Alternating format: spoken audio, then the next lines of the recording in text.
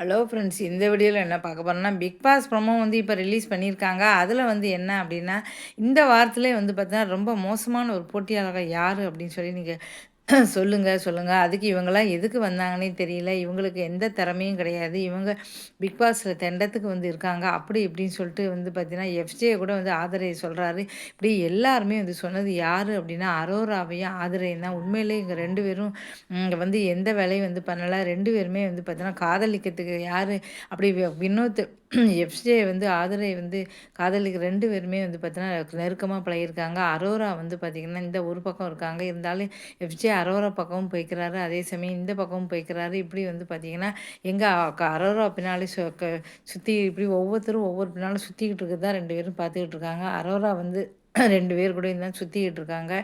வேற எதுவுமே வந்து பார்க்கல. துஷோர் பின்னால தான் கூடயே சுசோர் கூடயே சுத்திட்டு இருக்காரு. கமருதீனா நான் அரோரா அக்கா தான் இந்த பிக் பாக்ஸே வந்தேன் அப்படின்னு சொல்றாரு. இப்படி ஆளாளுக்கு அரோராவ சொல்லிக்கிட்டு இருக்காங்க. அதே சமயம் ஆதிரையும் இவ பின்னால சுத்திட்டு இருக்காரு. இதெல்லாம் வந்து பார்க்கும்போது அவங்க சொன்னது சரிதான் வருது. கடைசியில வந்து சொன்னது உடனே 2 பேரையும் இந்த ஜெயிலுக்குள்ள போணும் அப்படின்னு சொல்லி பிக் பாஸ் வந்து ஜெயில் அடிச்சுருக்காங்க. நீங்க 2 பேரும் ஜெயிலுக்கு வந்து அனுப்பிடக்கூடாது.